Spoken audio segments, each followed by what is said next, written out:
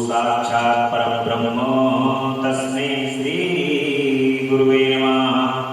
अखण्डमण्डलाकारं व्याप्ति चराचरं तत्पदं दर्शितं देवं तानमामि गुरुदेव। बोलो गुरु भगवान की जय। ओम गजाननं भूतगणादिसेवितं कपित्तजम्बूफलचारुभक्षणं उमासुतं शोकविनाशकारिणं नमामि विघ्नेश्वरपादपङ्कजं। बोले गणपति गजानन भगवान की जय।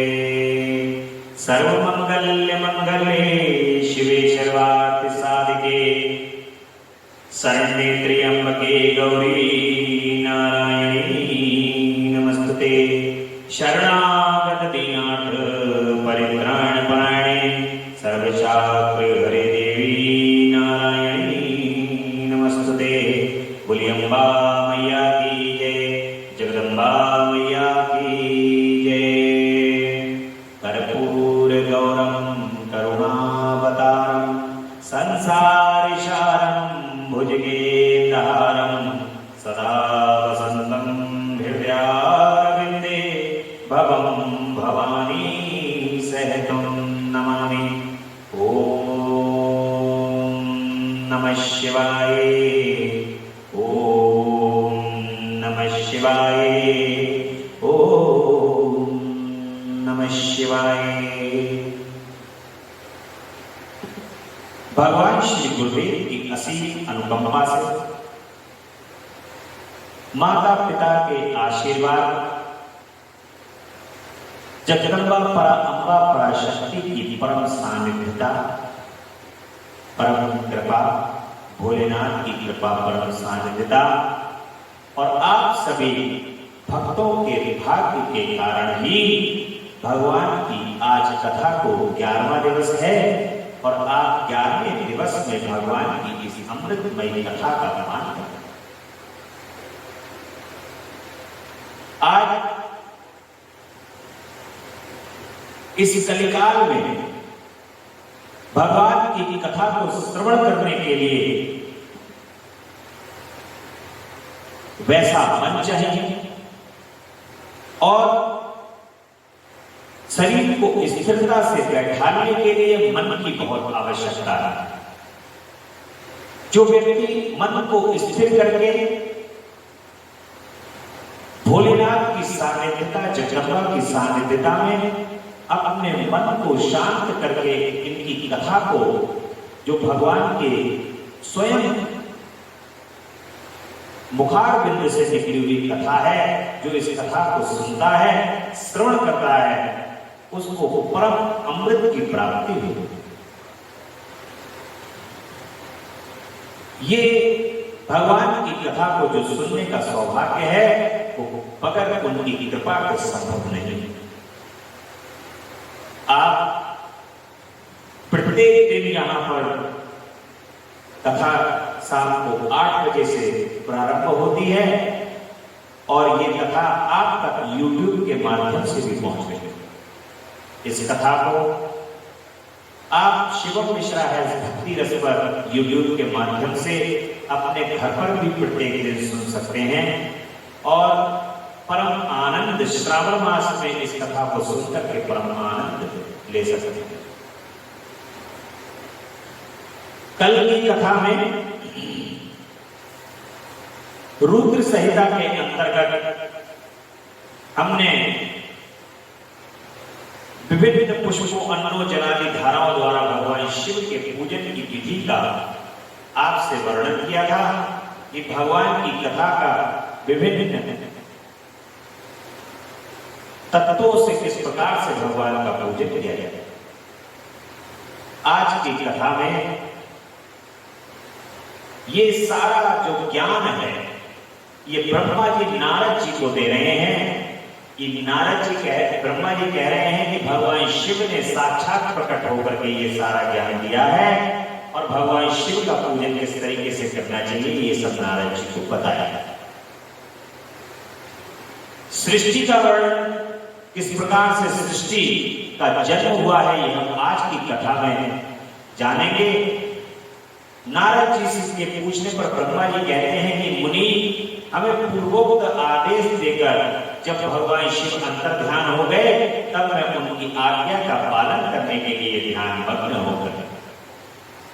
ब्रह्मा जी से भगवान शिव ने कहा कि जाओ सृष्टि का निर्माण करो, तुम सृष्टि के कर्ता हो और तुम जाकर के सृष्टि का निर्माण करो। भगवान विष्णु से कहा कि तुम पालन कर्ता के रूप में सृष्टि का पालन पोषण करो। और ये तीनों ही पालन करता, सृष्टि करता, पालन करता और संहार करता, ये तीनों ही स्वरूप महादेव और महादेवी के पुंज में से उत्पन्न हुए हैं। उसी को परब्रह्म कहते हैं। उन्हीं परब्रह्म से ये ब्रह्मा विष्णु महेश की उत्पत्ति हुई।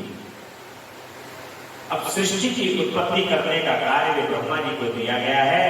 इसमें ब्रह्मा जी श्री हरि से ज्ञान प्राप्त कर रहे हैं, क्योंकि भगवान विष्णु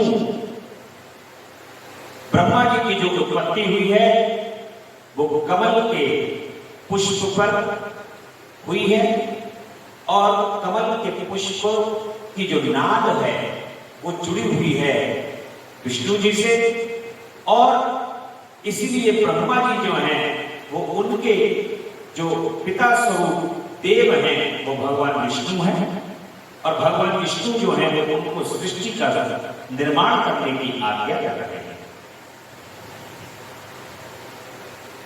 वे ब्रह्मांड से बाहर जाकर भगवान शिव की कृपा प्राप्त करके वैकुंठ धाम में जा पहुंचे और सदा वहीं पर रहने लगे। भगवान विष्णु जो हैं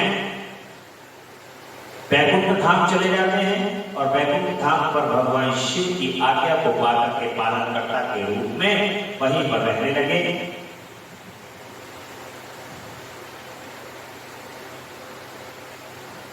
इस प्रकार से भगवान विष्णु स्मरण करके पहले के रचे हुए जल में अपनी अंजलि डालकर जल को ऊपर की ओर उछाला। इससे वहां एक अंड प्रकट हुआ। जब उन्होंने अपनी अंजलि में जल को लिया और ऊपर को उस जल को उछाला तो एक अंड प्रकट हुआ, जो 24 तत्वों का समूह कहा जाता है विप्रवर। वह विराट आकार वाला अंड जड़ रूप ही था। उसमें चेतनता ना देख करके मुझे बड़ा संशय हुआ और मैं अत्यंत कठोर तप करने लगा। 12 वर्षों तक भगवान विष्णु के चिंतन में लगा रहा। वह समय पूर्ण होने पर भगवान श्री हरि स्वतः प्रकट हुए और बड़े प्रेम से मेरे अंगों का स्पर्श करते हुए मुझे प्रसन्नता पूर्वक कहते हैं, भगवान कि हे ब्रह्मा जी, तुम वर मांगो, मैं प्रसन्न हूं, तुम्हारे लिए कुछ भी अरे नहीं है। ऐसा कह करके भगवान विष्णु ब्रह्मा जी से कहते हैं। ब्रह्मा जी कहते हैं कि आपने जो मुझ पर कृपा की है प्रभु सर्वदा उचित ही है, क्योंकि भगवान शंकर ने मुझे आपके हाथों में सौंप दिया है। विष्णु आपको नमस्कार है, मैं आपसे जो कुछ मांगता हूं उसे दीजिए प्रभु। ये विराट रूप 24 तत्वों से बना हुआ है। अंड किसी तरह चेतन नहीं हो रहा है, जड़ी भूत दिखाई देता है। इस भगवान शिव की कृपा से आप प्रकट हुए हैं। अतः भगवान शंकर सृष्टि शक्ति या विभूति से प्राप्त हुए इस अंड में चेतना लाइए प्रभु। किसी भी तरीके से जो आपने अंड को प्रकट किया है इसके अंदर चेतनता लाइए। मेरा ऐसे कहने पर भगवान शिव की आज्ञा में तत्पर रहने वाले श्री हरि ने अनंत रूप का आश्रय ले उस अंड में प्रवेश किया और उस समय उस परम पुरुष के सहस्त्रों मस्तक, सहस्त्रों नेत्र और सहस्त्रों पैर थे। उन्होंने भूमि को सब ओर से घेर कर उस अंड को व्याप्त कर लिया था। मेरे द्वारा भली भांति स्तुति की जाने पर जब श्री विष्णु ने उस अंड में प्रवेश किया तब वह 24 तत्वों का विकार रूप अंड से चेतन हो गया। पाताल से लेकर सप्तलोक तक की अवधि वाले उस अंड के रूप में वहां साक्षात श्री हरि ही विराजने लगे। उस विराट अंड में व्यापक होने से ही प्रभु वैराज पुरुष कहलाए। पंचमुख महादेव ने केवल अपने रहने के लिए सुरम्य कैलाश नगर का निर्माण किया, जो सब लोगों से ऊपर सुशोभित होता है। देवऋषि संपूर्ण ब्रह्मांड का नाश हो जाने पर भी वैकुंठ और कैलाश, इन दो धामों का यहाँ कभी नाश नहीं होता है। मुनि श्रेष्ठ, मैं सत्य लोक का आश्रय लेकर रहता हूँ। तात महादेव की आज्ञा से ही मुझ में सृष्टि रचने की उत्पन्न हुई है इच्छा। बेटा, जब मैं सृष्टि की इच्छा से चिंतन करने लगा, तब उस समय पहले मुझसे अनजाने में ही पाप पूर्ण तपो गुणी सृष्टि का प्रादुर्भाव हो, जिसे अविद्या पंचरवा अविद्या कहते हैं। तदंतर पंच प्रसन्न चित्त होकर शंभु की आज्ञा से मैं पुनः अनासक्त भाव से सृष्टि का चिंतन करने लगा। उस समय मेरे द्वारा स्थावर संज्ञक वृक्ष आदि की सृष्टि हुई, जिसे मुख्य सर्ग कहते हैं। उसे देखकर तथा वह अपने लिए पुरुषार्थ का साधन नहीं है जानकर सृष्टि की इच्छा वाले मुझ ब्रह्मा से दूसरा सर्ग प्रकट हुआ, जो दुख से भरा हुआ। उसका नाम है क्रियक श्रोता। वह सर्ग भी पुरुषार्थ का साधन नहीं था, उसे भी पुरुषार्थ साधन की शक्ति से रहित जान मैं पुनः सृष्टि का चिंतन करने लगा। तब मुझसे शीघ्र ही तीसरे सात्विक सर्ग का प्रादुर्भाव हुआ, जिसे ऊर्ध्व श्रोता कहते हैं। यह देव सर्ग के नाम से विख्यात हुआ, और देव सर्ग सत्यवादी तथा अत्यंत सुखदायक है। उसे भी पुरुषार्थ साधन की रुचि एवं अधिकार से रहित मानकर मैंने अन्य सर्ग के लिए अपने स्वामी शिव का चिंतन आरंभ किया। तब भगवान शंकर की आज्ञा से एक रजोगुणी सृष्टि का प्रादुर्भाव हो जाता है, और जिसे पूर्वाक श्रोता कहा गया। इस सर्ग के प्राणी मनुष्य हैं, जो पुरुषार्थ साधन के उच्च अधिकारी हैं। तदंतर महादेव की आज्ञा से भूत आदि की सृष्टि हुई। इस प्रकार मैंने 5 तरह की वैकृत सृष्टि का वर्णन किया। इसके सिवा 3 प्राकृत सर्ग कहे गए हैं, जो मुझ ब्रह्मा के सानिध्य से प्रकृति से ही प्रकट हुए हैं। मैंने पहले महत्व का सर्ग है, दूसरा सूक्ष्म भूतों अर्थात तन्मात्राओं का सर्ग है, और तीसरा वैकारिक सर्ग कहलाता है। इस तरीके से ब्रह्मा जी ने सृष्टि की रचना की है, और भगवान श्री हरि और भगवान शिव की कृपा से सृष्टि की रचना हो जाती है। भगवान जो जन्म से रहित हैं, तेज की राशि सर्वज्ञ तथा सर्वश्रेष्ठा हैं, उन नील लोहित नामधारी साक्षात उमा वल्लभ शंकर को सामने जब ये सृष्टि की रचना हो जाती है, तो हमने उनको साक्षात सामने देखा है, और हमने उनके सामने अपने मस्तक को झुकाकर उनकी स्तुति करके बड़ी प्रसन्न होकर के उन देवेश्वर से बोलते हैं कि प्रभु, आप भांति भांति के जीवों की सृष्टि कीजिए। मेरी ये बात सुनकर देवादिदेव महेश्वर रुद्र ने अपने ही समान बहुत से रुद्र गणों की सृष्टि कर। तब मैंने अपने स्वामी महेश्वर महारुद्र से फिर कहा कि देव, आप ऐसे जीवों की युक्त हो। हे मुनि श्रेष्ठ, मेरी ऐसी बात सुनकर करुणा सागर महादेव हंस पड़े और तत्काल इस प्रकार बोले कि विधाता, मैं जन्म और मृत्यु के भय से युक्त अशोभन जीवों की सृष्टि नहीं करूंगा, क्योंकि मैं कर्मों के अधीन हो दुख के समुद्र में डूबे रहेंगे। मैं तो दुख के सागर में डूबे हुए उन जीवों का उद्धार मात्र करूंगा। गुरु का स्वरूप धारण करके उत्तम ज्ञान प्रदान कर उन सबको संसार सागर से पार करूंगा। प्रजापति, दुख में डूबे हुए सारे जीव की सृष्टि तो तुम ही करो।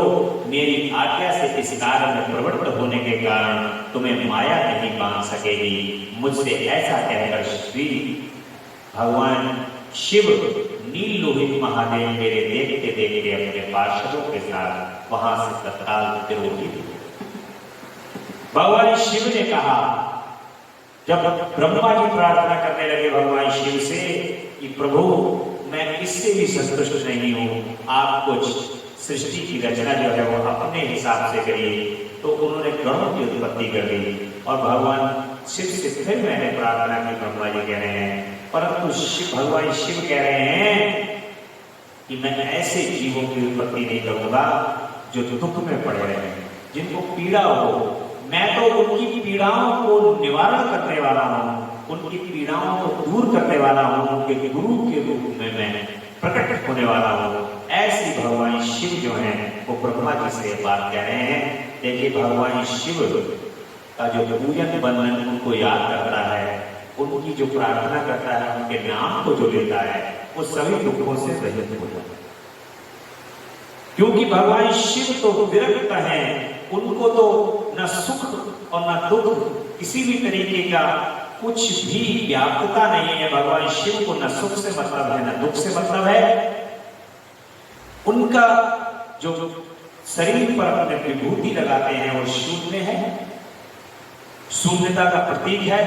और भगवान शिव सभी अपने भक्तों के दुखों को दूर करने वाले हैं। भगवान सब कर देते हैं जो भगवान शिव की आराधना करते हैं, भगवान शिव पर विश्वास रखते हैं, भगवान उनको भक्ति देकर के उनको सम कर देते हैं, समभाव कर देते हैं। वो सुख और दुख में दोनों सम रहते हैं, ना उनको दुख व्यापता है न सुख से बड़ा उनको हर्ष होता है। और ऐसी भगवान की कृपा है, जैसा मैंने अभी तक मेरा जो अनुभव है उस अनुभव के अनुसार जो भगवान की सानिध्यता में रहता है, भगवान शिव की सानिध्यता में रहता है, भगवान शिव की कृपा से उसको परम आनंद की प्राप्ति होती है, परम सुख की प्राप्ति होती है। और भोलेनाथ एक ऐसे देव हैं देने वाले जो एक बार दे देते हैं, वो दोबारा देकर के फिर उसको वापस नहीं देते। अगर भगवान ने आपके लिए आनंद दिया है, भगवान ने आपके लिए सुख दिया है, भगवान ने आपके लिए प्रसन्नता दी है, भगवान ने आपके लिए धन धान्य वैभव कीर्ति मान सम्मान और भक्ति प्रदान की है, तो ये बात मानिए कि प्रभु की ऐसी कृपा है, आप अपना मन उनके चरणों में लगाए रहिए, भगवान कभी देकर के उसको वापस नहीं देते। बस आपका जो मन है, हृदय है, उनके श्री चमक में लगा रहना चाहिए, उनके तदंतर उनके श्री चरण कमल का ध्यान रहना चाहिए। ऐसा भगवान शिव ब्रह्मा जी से कह रहे हैं कि मैं जो हूं वो ऐसा नहीं कर सकता, ये जो दुख और ये इस तरीके का कष्ट को सहन करने वाले पुतले का निर्माण कर रहे हैं, मैं ऐसा नहीं करता। स्वयं भूमनु और सतरूपा के ऋषियों की तथा दक्ष कन्याओं की संतानों का वर्णन किया गया है।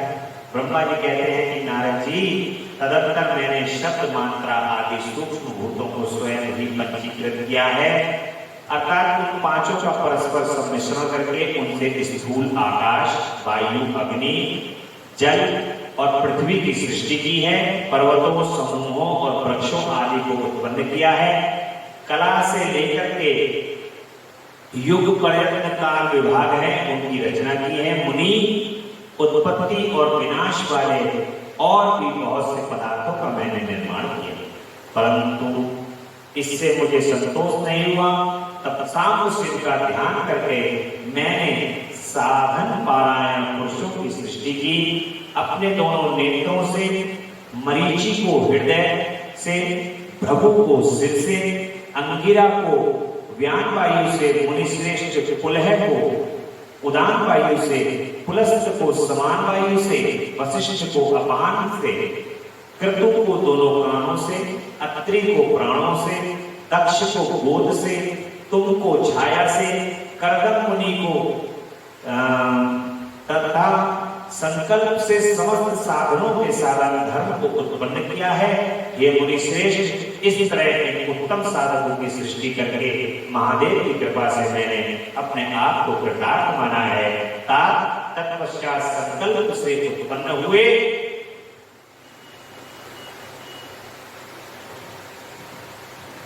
आज्ञा से मानव स्वरूप धारण करके साधकों की प्रेरणा से साधन में लगे।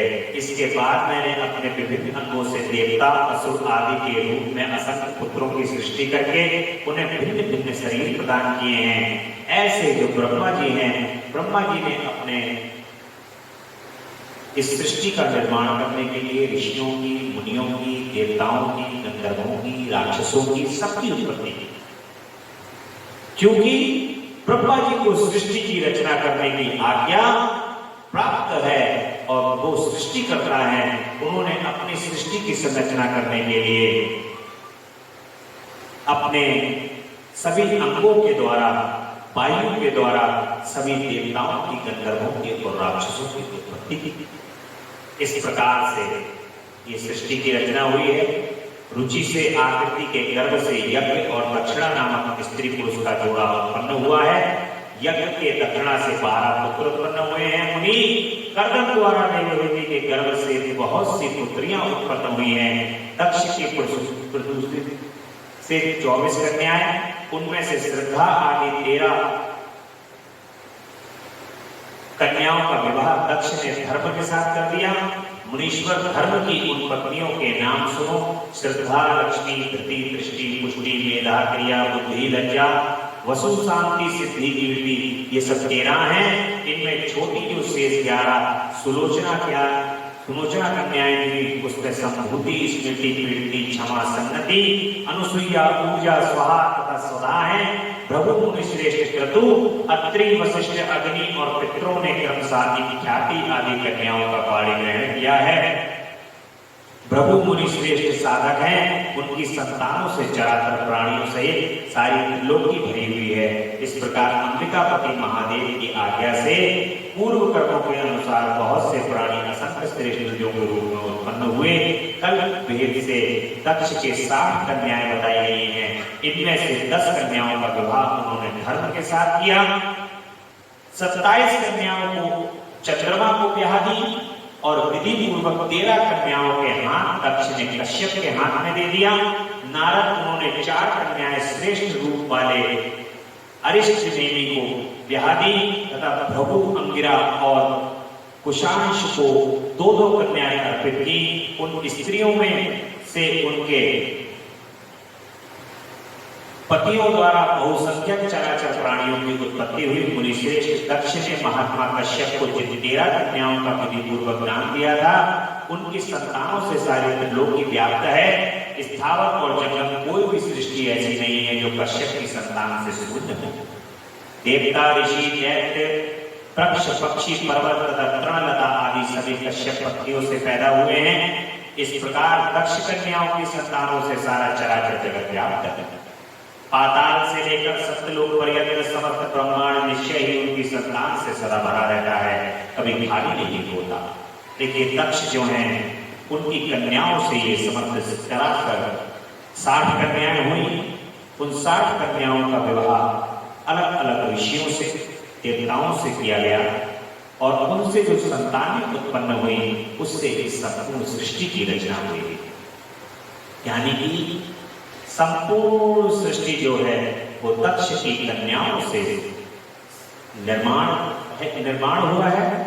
और इस तरह भगवान शंकर की आज्ञा से ब्रह्मा जी ने भलीभांति सृष्टि की है और पूर्व काल में सर्वव्यापी शंभु ने जिन्हें तपस्या के लिए प्रकट किया था, रुद्रदेव ने त्रिशूल के अग्रभाग पर रखकर जिसकी सदा रक्षा की, वे ही सती देवी लोकहित का कार्य संपादित करने के लिए दक्ष के घर प्रकट हो गई।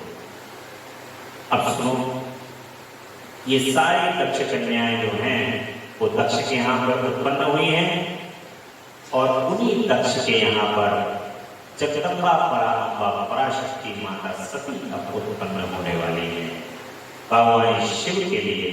क्योंकि अब जो लीला भगवान की प्रारंभ होने वाली है, ये सब संपूर्ण सृष्टि जो है वो शिव की लीला है। और ये सती जो है वो भगवान शिव के लिए अब आने वाली हैं।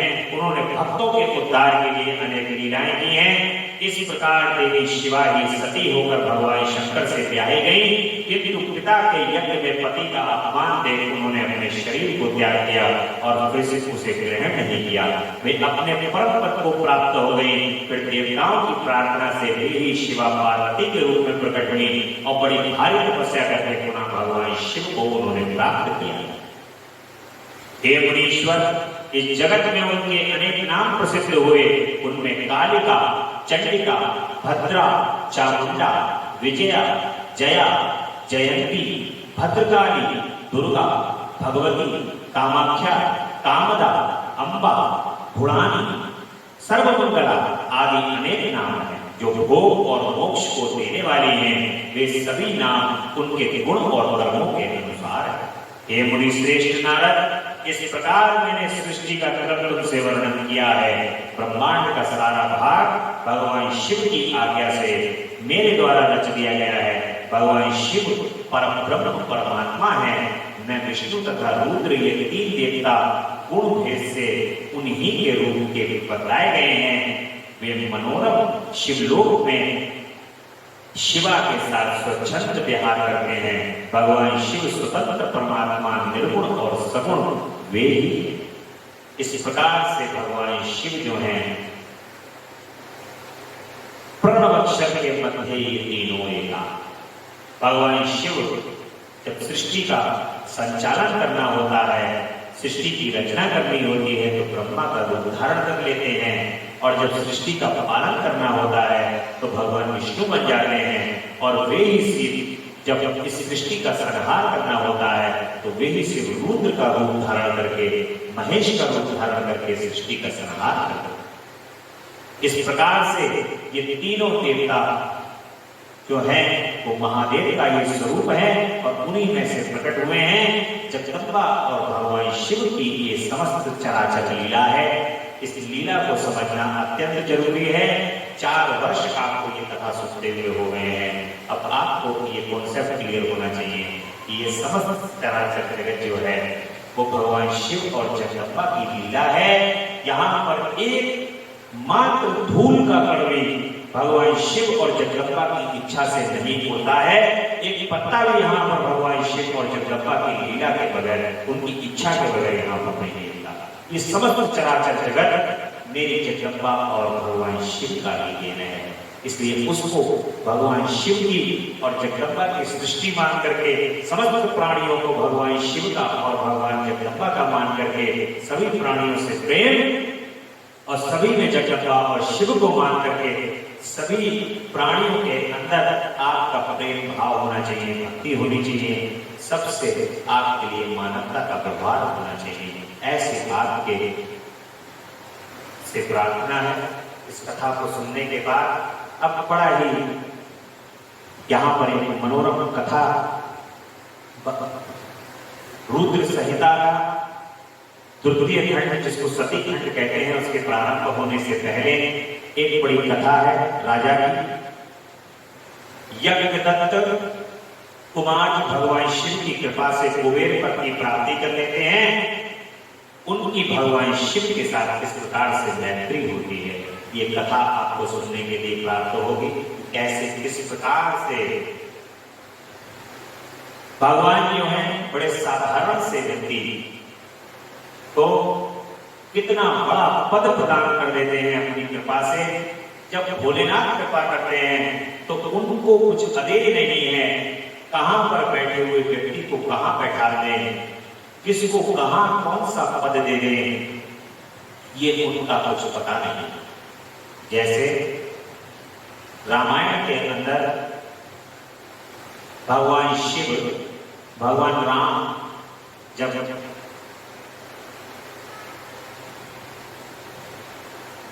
बैठे होते हैं और विभीषण से मैत्री करते हैं, मित्रता करते हैं। विभीषण से मित्रता करने पर बड़े ही बोले राम सकोप तप, राम जी जो हैं ब्रह्मा को विभीषण जी से कहते हैं कि आपको ये जो है मैंने राज्य जो है वो सौंप दिया, यानी लंका का मैंने तुम्हें राजा नियुक्त कर दिया, बड़ी सहजता से। अभी तो रावण से युद्ध भी नहीं हुआ है, अभी भगवान राम जो हैं वो इधर किष्किंधा की ओर ही हैं और सेतु बनाने का कार्य कर रहे हैं। विभीषण उनके पास आए हैं और विभीषण को आने के बाद भगवान राम विभीषण का तिलक कर देते हैं और कहते हैं कि हे विभीषण जी, अब मैं तुम्हें जो हूं वो लंका का राजा के रूप में देख रहा हूं। तुम मेरे मित्र हो और मैं तुम्हें लंका के राजा के रूप में देख रहा हूं। तो बड़े ही भगवान ने सब कुछ करते हुए विभीषण को जो है राज्य सौंप दिया है। ऐसे ही भगवान शिव भी बड़े दयालु हैं।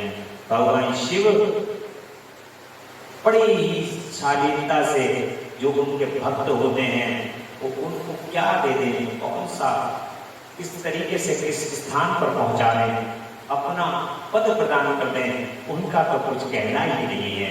एक भस्मासुर का प्रसंग ध्यान आता है मुझे यहाँ पर। भस्मासुर भगवान शिव की घोर तपस्या कर रहे हैं। जब वो देखते हैं भस्मासुर कि भगवान शिव के हाथ में महाप्रलयंकरकारी अग्नि है और उस अग्नि से भगवान शिव समस्त संसार को भस्म कर दे रहे हैं।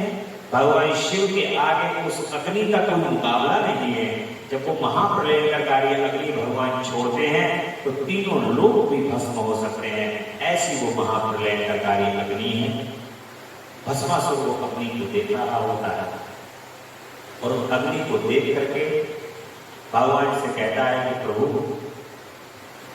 उसके मन के अंदर एक जिज्ञासा उत्पन्न होती है कि ये अग्नि भगवान से मैं वरदान के रूप में प्राप्त करूं। घोर तपस्या करता है भगवान शिव की, रात दिन भगवान की तपस्या में लीन रहता है और तपस्या करके भगवान शिव को प्रसन्न कर लेता है। भगवान शिव प्रसन्न हो जाते हैं और कहता है कि प्रभु, भगवान कहते हैं कि मांगो, क्या मांगते हो? तो भगवान कहते हैं, तो भस्मासुर कहता है कि प्रभु, ये जो महाप्रलयंकरकारी अग्नि है ये आप मुझे दे दो। तो भगवान कहते हैं, वो तो बड़े प्रसन्न है तपस्या से। भोलेनाथ तो भोले हैं, कहते हैं कि लो तथास्तु, मैंने तुम्हें ये अग्नि दे दी। अब कहता है कि प्रभु, ये दे तो दी तुमने, लेकिन इसका प्रयोग अब मैं कैसे करूं? प्रयोग भी तो करना है। तो प्रयोग करने के लिए उसको और कोई दिखाई नहीं दिया कि लाओ प्रभु, आपके सर पे हाथ रख के दे देंगे। भोलेनाथ ने कहा कि अरे ये तो थोड़ा कटरा पड़ गया मामला। भोलेनाथ वहीं से अंदर ध्यान हो जाते हैं और भोलेनाथ के पीछे पीछे पीछे पीछे हाथ रखने के लिए बात। ये कथा जो है वो बहुत लंबी है, मैंने बड़े सूक्ष्म रूप से आपको सुनाई है भस्मासुर की।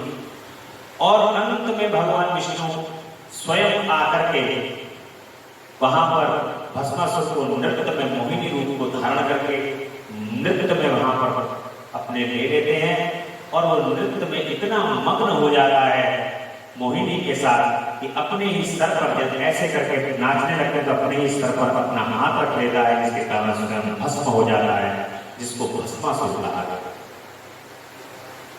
ये तो ऐसे हैं भोलेनाथ, बड़े ही दयालु हैं, कृपालु हैं।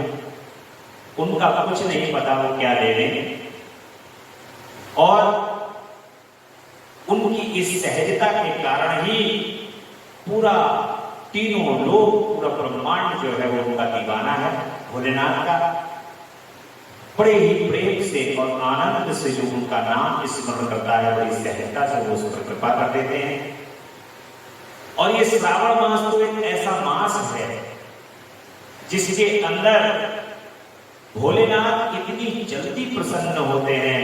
ये ऐसा प्रसन्नता का साधन है जो वर्ष भर भी भगवान का पूजन नहीं कर पाता, भगवान के नाम का स्मरण नहीं कर पाता, वो केवल इस एक महीना श्रावण मास के अंदर यदि भोलेनाथ को प्रसन्न कर लेता है, उनका पूजन वंदन कर लेता है, तो भगवान अति प्रसन्न हो जाते हैं।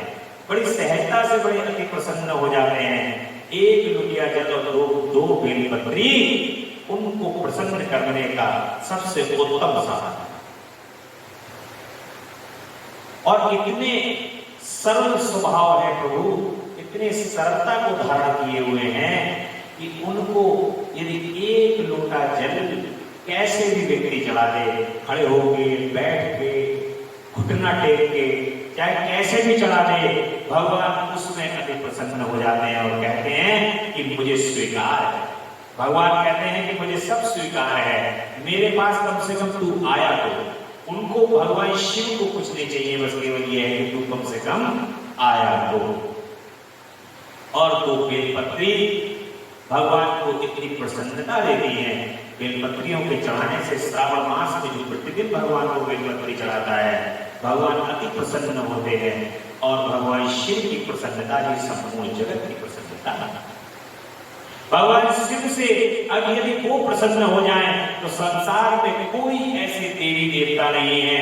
भगवान शिव यदि प्रसन्न हो जाए तो संसार में कोई ऐसे ग्रह नक्षत्र और राशियां नहीं है जो आपसे प्रसन्न ना हो। भगवान शिव की प्रसन्नता में ही संपूर्ण सृष्टि की प्रसन्नता छुपी हुई है और भगवान शिव को जो प्रसन्न कर लेता है बाकी तो सब अपने आप स्वतः ही प्रसन्न हो जाते हैं। और एक मूल मंत्र और है जो भगवान शिव को भक्ति नहीं कर सकता, जो भगवान शिव को प्रसन्न नहीं कर सकता, जो भगवान शिव का नाम नहीं लेता है संसार के अंदर, वो अन्य किसी की भक्ति उसको प्राप्त भी नहीं हो सकती। क्योंकि भगवान शिव ही हैं जिनकी भक्ति करने से ही संपूर्ण चराचर जगत के अंदर किसी की भी भक्ति करोगे तो बड़ी सहजता से प्राप्त हो जाएगी। उसके पीछे का एक मुख्य कारण, क्योंकि इस संपूर्ण चराचर जगत के जो गुरु हैं वो भगवान शिव है। आपने यदि किसी को गुरु के रूप में धारण किया है तो भगवान शिव का ये स्वरूप है उन गुरुदेव के अंदर। इसीलिए इस संपूर्ण चराचर जगत के जो गुरु हैं वो भगवान शिव हैं और बगैर गुरु की आज्ञा से आपको किसी की भक्ति नहीं प्राप्त हो सकती। ये मूल मंत्र है। तो इसलिए जो भगवान शिव की भक्ति करता है, जो भगवान शिव के चरणों में ध्यान लगाता है, वो अपने इष्ट को बड़ी जल्दी प्राप्त करेगा। इसलिए इस चराचर जगत में भगवान शिव की भक्ति सबके लिए अनिवार्य है। इसलिए आपने देखा होगा भोले बम बम भोले बम बम भोले के नाम के जयकारों से ये संपूर्ण संसार गुंजायमान रहता है और भोले के भक्त पूरी दुनिया के किसी भी कोने में आपको प्राप्त सहजता से हो। इसलिए भगवान शिव के चिंतन में अपने चित्त को लगाते हुए बड़े प्रेम और हृदय से भगवान के नाम का जाप करते रहेंगे। ओम नमः शिवाय, ओम नमः शिवाय। सुबह सुबह लो शिव का नाम, शिव आएंगे तुम्हारे काम। ओम नमः शिवाय, ओम नमः शिवाय। सुबह सुबह लो शिव का नाम, शिव आएंगे तुम्हारे काम। ओम नमः शिवाय, ओम नमः शिवाय। कर ले बंदे ये शुभ काम, शिव आएंगे तुम्हारे काम।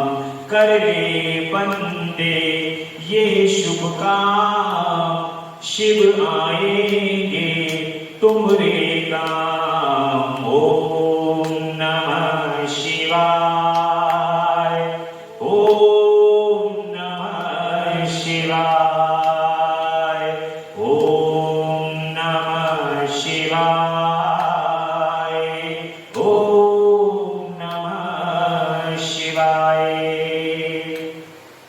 अपने चित्त को शांत करते हुए भगवान शिव के चरणों में ध्यान लगाते हुए इस प्रकार से नित्य उनके आप नाम का स्मरण करते रहें। नाम का इतना ऊंचा ढेर लगा लो कि आप जो भी इस संसार के अंदर आपके पाप कर्म हैं वो इस नाम की ढेरी के आगे छोटे हो जाए।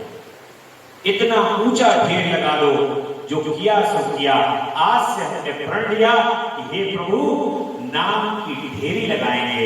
आज से हम तुम्हारे नाम के स्मरण की इतनी ऊंची ढेरी लगा देंगे कि हमारे जो पाप हैं वो छोटे दिखाई देंगे।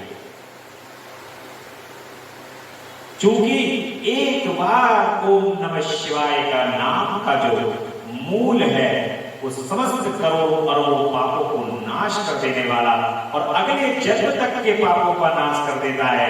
ऐसा तो भगवान शिव का ये नाम है। इतना महत्व है इस नाम का, परंतु हम मूल मनुष्य इस संसार की माया के अंदर फंस करके भगवान के नाम का स्मरण भी नहीं करते हैं।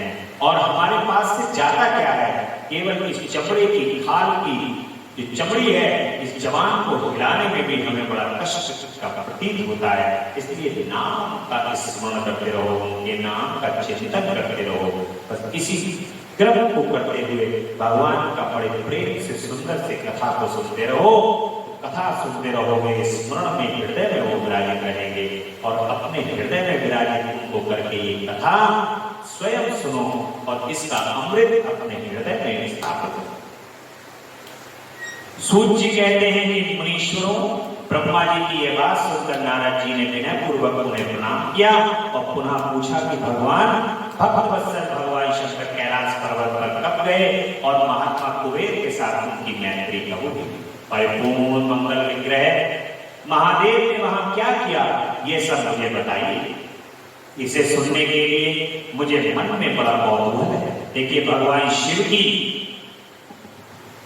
आप लोग जो ये कथा जो स्वयं अपने कानों से सुन रहे हैं और ये कथा यूट्यूब के माध्यम से जहां जहां भी पहुंच रही है, ये ऐसा भगवान शिव के श्री चरण कमल में परम विश्वास है। मुझे अपने भगवान भोलेनाथ पर परम विश्वास है, उनके कृपा पर परम विश्वास है।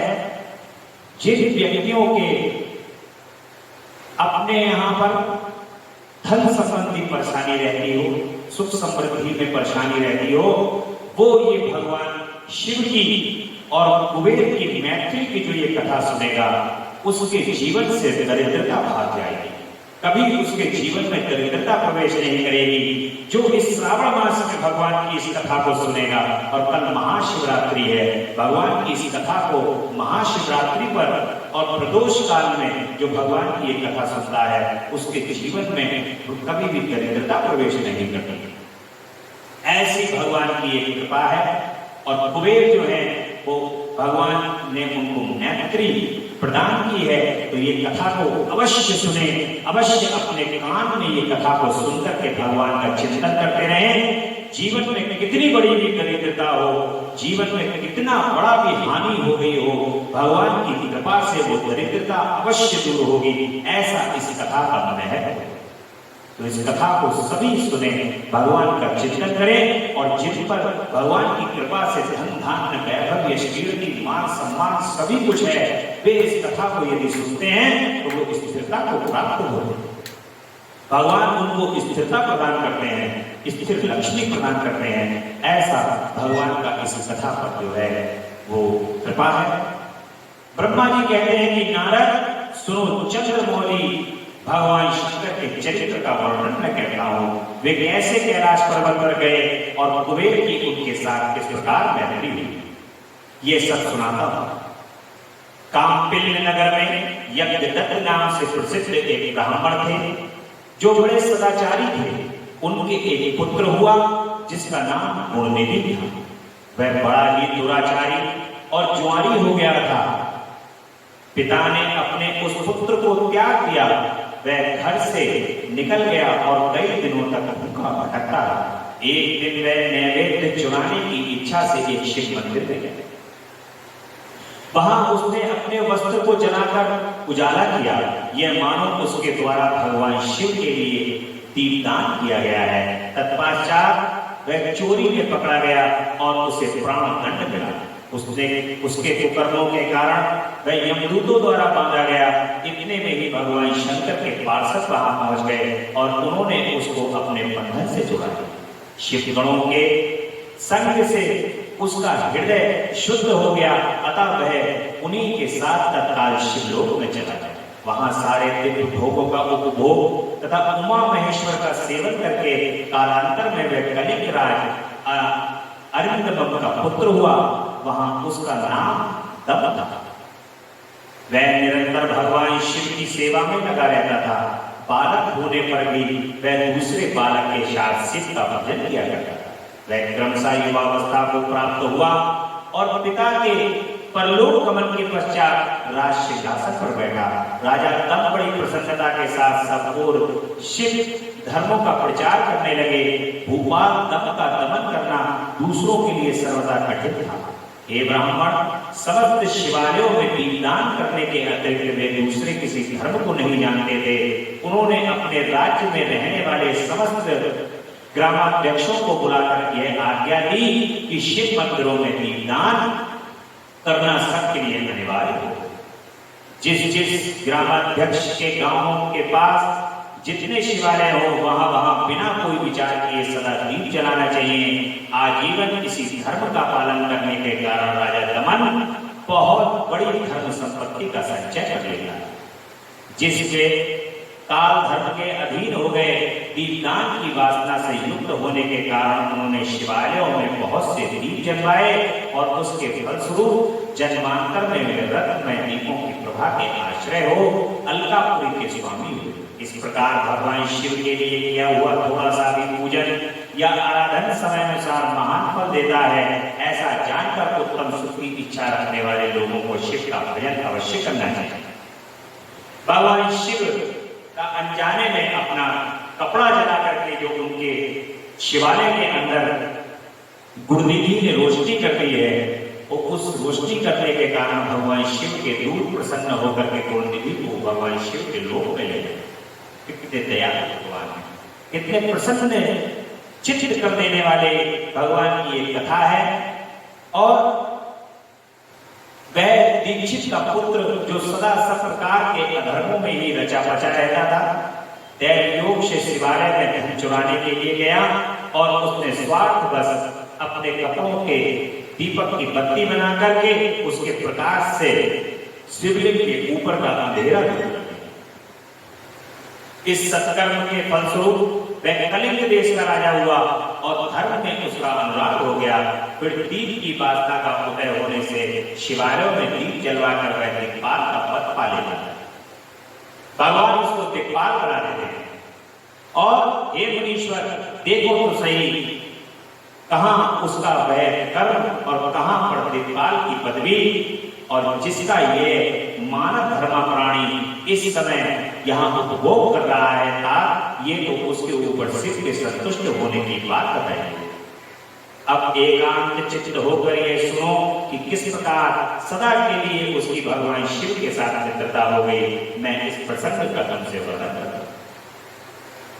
एक बार भगवान शिव के शिवालय में अपने कपड़े की बत्ती बना करके भगवान के यहाँ पर रोशनी कर दी उसने, तो उस रोशनी का फल देते हुए भगवान ने उसको दिक्पाल की पदवी प्रदान कर दी। ऐसे दयालु भगवान है, कितनी दया सागर है, करुणा सागर है। नारद पहले के पादम कल की बात है कि मुझ ब्रह्मा के मानस पुत्र पुलस्त्य से विश्रवा का जन्म हुआ और विश्रवा के पुत्र से वैश्रवण कुबेर हुए। उन्होंने पूर्व काल में अत्यंत उग्र तपस्या के द्वारा त्रिनेत्रधारी महादेव की आराधना करके विश्वकर्मा बनाई। इस अलकापुरी का उपभोग किया। जब ये कल्प व्यतीत हो गया और मेघ वाहन कल्प आरंभ हुआ, उस समय वह यज्ञदत्त का पुत्र जो प्रकाश का दान करने वाला था, कुबेर के रूप में अत्यंत दुस्सह तपस्या करने लगा। दीपदान मात्र से मिलने वाली शिव भक्ति के प्रभाव को जो जाकर वह शिव की चित्त प्रकाशिका काशिकापुरी में गया और अपने चित्र रूपी रत्नमय प्रदीपों से 11 रुद्रों को उद्बोधित करके अनन्य भक्ति एवं स्नेह से संपन्न हो, वह तन्मयता पूर्वक शिव के ध्यान में मग्न हो निश्चल भाव से बैठ गया। जो शिव की एकता का महान पात्र है, तप रूपी अग्नि से बड़ा हुआ है, काम क्रोधादि महाविघ्न रूपी पतंगों के आघात से शून्य है और प्राण विरोधी रूपी वायु शून्य स्थान में निश्चल भाव से प्रकाशित है। निर्मल सृष्टि के कारण स्वरूप से भी निर्मल है तथा सत भाव रूपी पुष्पों से जिसकी पूजा की गई है, ऐसे शिवलिंग की प्रतिष्ठा करके वह तब तक तपस्या में लगा रहा जब तक उसके शरीर में केवल अस्थि और चर्म मात्र ही अवशिष्ट नहीं है। इस प्रकार उसने 10,000 वर्षों तक तपस्या की। तदंतर शिवालाक्षी पार्वती देवी के साथ भगवान विश्वनाथ कुबेर के पास आए। उन्होंने प्रसन्न चित्तता से अलकापति की ओर देखा और वे शिवलिंग में मन को एकाग्र करके फूटे काठ की भांति स्थिर भाव से बैठे थे। भगवान शिव ने उनसे कहा, अलकापते, मैं वर देने के लिए उद्यत हूं, तुम अपना मनोरथ बताओ। और कुबेर की जिस प्रकार से घोर तपस्या भगवान शिव की कर रहे हैं और भगवान शिव की घोर तपस्या करते हुए कुबेर जी को तपस्या से प्रसन्न होकर के माता के साथ भगवान शिव भी वहां पर आ गए और कहते हैं कि बताओ अलकापते, तुम किस प्रकार से मुझसे मनोरथ बताओ अपनी।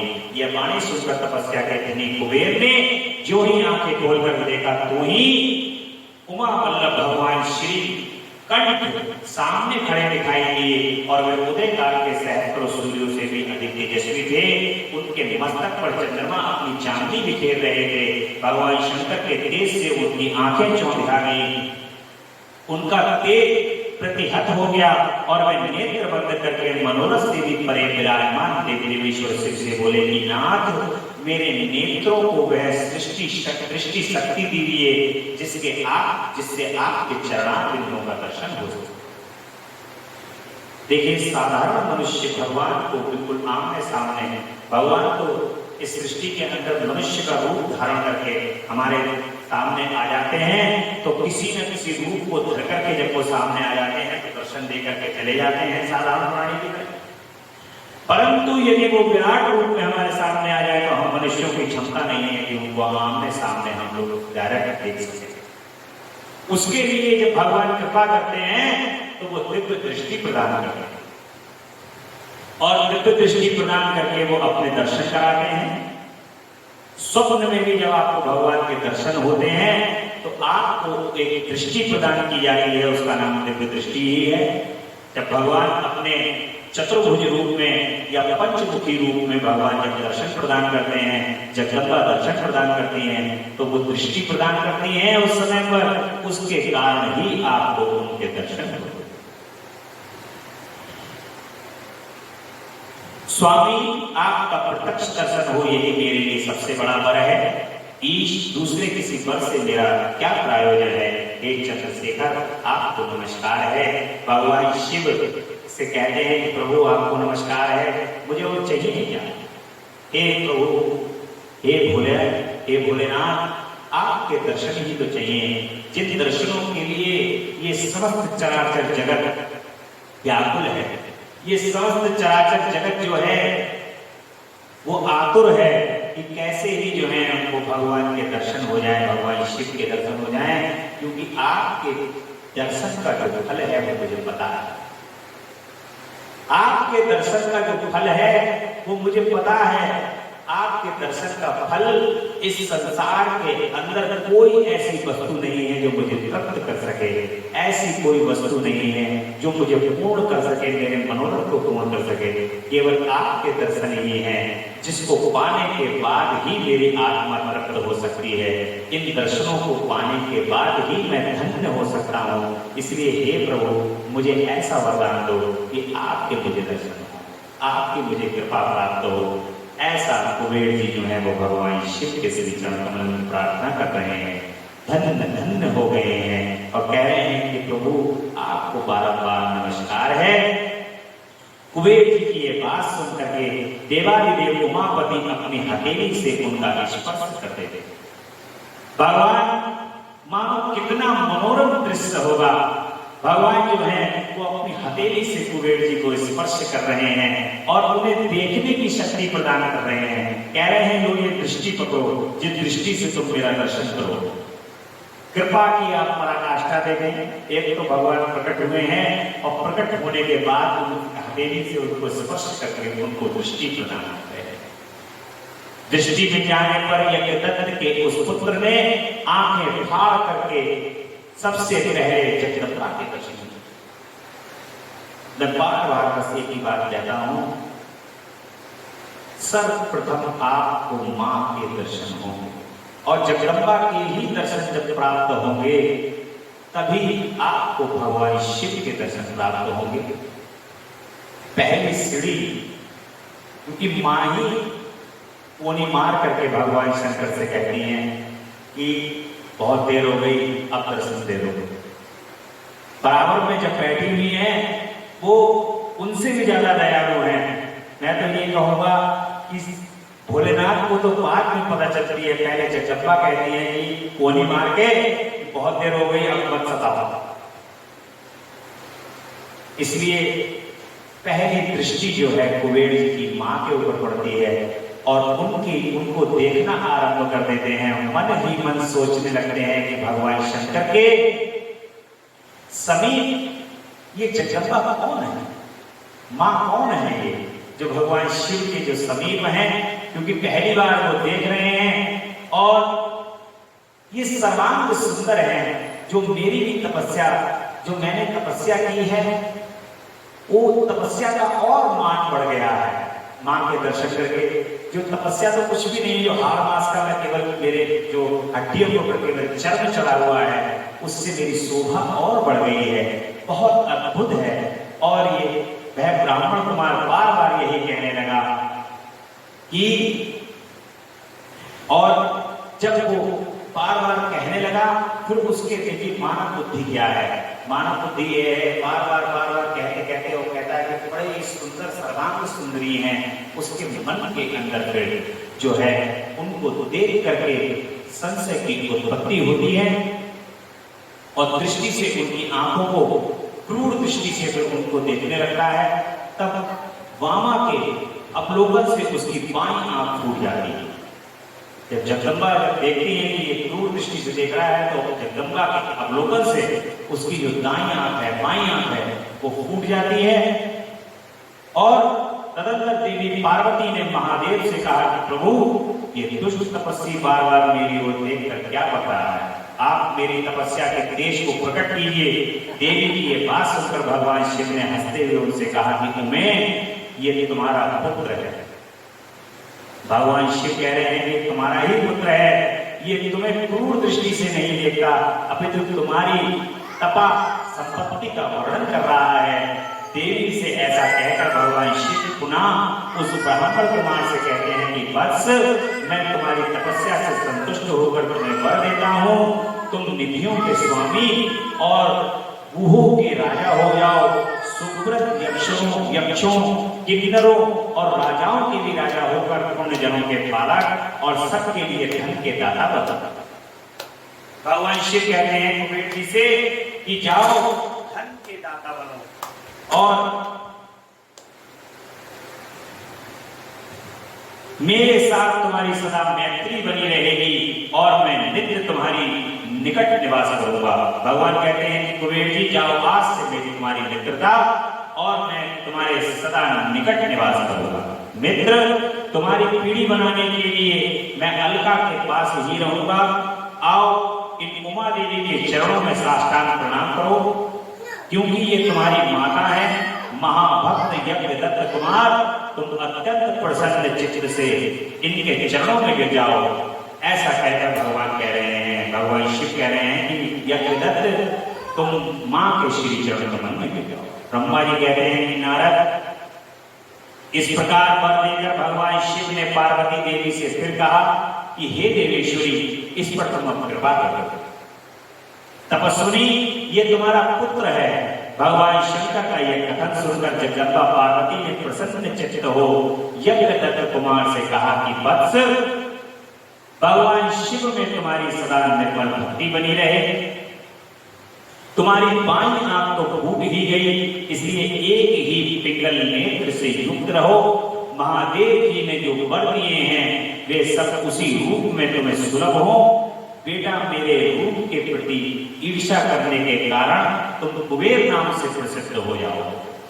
जगदम्बा ने कहा कि जैसे तुमने मेरी सुंदरता और उसके मन के अंदर जो गलत भाव उस समय उत्पन्न हुआ था, क्रूरता का भाव उत्पन्न हुआ कि इतनी सुंदर देवी और क्रूरता का जो भाव उत्पन्न एकदम एक क्षण के लिए आया, उससे नेत्र फूट गया। तो माता ने कहा कि तुम आज से पिंगल नेत्र होगे, एक नेत्र वाले होगे, और तुम्हें जितने भगवान शिव ने वरदान किए हैं वो सभी तुम्हें सुलभ हो जाएंगे। अब मोहर किसने लगाई उसके ऊपर? जब तक भगवान शिव भी कह रहे हैं कि जब जाओ माँ के चरणों में जाकर के तुम प्रार्थना करो, जब माँ प्रसन्न होगी तभी सब कुछ हो सकता है। तो जगदम्बा जब प्रसन्न हो जाती है और प्रसन्न होकर के कुबेर जी से कहती हैं कि तुम्हें जितने भगवान शिव ने वरदान दिए हैं ये मोहर है हमारी, कि वो सब सुलभ हो जाएंगे। और फिर से मेरे रूप के प्रति ईर्ष्या करने के कारण तुम कुबेर नाम से प्रसिद्ध हो जाओगे। इस प्रकार कुबेर को वर देकर के भगवान महेश्वर जगदम्बा पार्वती के साथ अपने विश्वेश्वर धाम को चले जाते हैं। और इस तरह कुबेर ने भगवान शंकर की मैत्री प्राप्त की और अलकापुरी के पास जो कैलाश पर्वत है वह भगवान शंकर का निवास हो गया। अलकापुरी के पास जो कैलाश पर्वत है वो भगवान शिव का निवास हो गया। इस तरीके से जो ये कुबेर की कथा को नित्य पढ़ता है, जो कुबेर की कथा को श्रावण मास में यदि एक भी दिन सुन लेता है, उसके ऊपर भगवान शिव परम कृपा करते हैं। जगदम्बा की और भगवान शिव की परम कृपा होती है और कुबेर जी महाराज स्वतः कृपा करके संपूर्ण दरिद्रता का नाश कर देते हैं और कुबेर के भंडार भर जाते हैं। ऐसी कृपा इस कथा पर भगवान शंकर की। तो बड़े आनंद से देखिए, लक्ष्मी धन स्वास्थ्य भी जो है वो लक्ष्मी का स्वरूप ही है। समृद्धता लक्ष्मी का स्वरूप है, यश लक्ष्मी का स्वरूप है, वैभव लक्ष्मी का स्वरूप है। केवल धन ही जो है वो लक्ष्मी का स्वरूप नहीं है। धन, धान्य, वैभव, यश, कीर्ति, मान, सम्मान ये सब लक्ष्मी का स्वरूप है। और इन सबको जो देने का कार्य है वो कौन करता है? इन सबको देने का कार्य करती है भगवान की भक्ति। जब भगवान की भक्ति होती है, भगवान का नाम होता है, उनके लिए प्रेम होता है, प्रीति होती है, तो स्वतः ही ये सारी लक्ष्मियां आपको प्राप्त हो जाती हैं। बड़े प्रेम से भगवान का जयकारा बोलेंगे, बोलिए हर हर महादेव, हर हर हर महादेव, शिव शंभो कैलाशपति। भगवान शिव इस प्रकार से वहां पर कुबेर को आशीर्वाद देकर के कैलाश पर्वत पर जगदम्बा के साथ चले जाते हैं और सृष्टि खंड का जो है वो उपसंहार हो जाता है। बड़ी प्रसन्नता से भगवान कैलाश पर निवास करने लगते हैं, तपस्या में लीन हो जाते हैं। अब रुद्र संहिता की तृतीय खंड सती खंड का कल से प्रारंभ होगा। आरंभ होगी सती खंड में। जगदम्बा की ये पूरी लीला है। देखिए, सती खंड और पार्वती खंड ये दो खंड ऐसे हैं जिन खंडों को जब आप पढ़ोगे, इन खंडों में जब आप रुचि लोगे तो आपको स्वतः ही जगदम्बा प्रारंभा की लीलाएं और भगवान शिव की जो लीला है उनसे आपका साक्षात्कार होगा और भगवान शिव के और जगदम्बा के श्री चरण कमल में प्रीति और अनुराग और बढ़ेगा। इन्हीं शब्दों के साथ भगवान भोलेनाथ की जय जयकार करते हुए, गोदान करते हुए 2 मिनट का कीर्तन करेंगे। तेरा पल पल बीता जाए, तुझसे जप ले नमः शिवाय, नमः शिवाय, ओम नमः शिवाय, ओम शिवाय, ओम नमः शिवाय। मुसाफिरी जब पूरी होगी, चलने की मजबूरी होगी, पूरी होगी चलने की मजबूरी होगी। अवसर खाली न जाए, तुझसे जप ले नमः शिवाय, ओम नमः शिवाय, ओम नमः शिवाय, नमः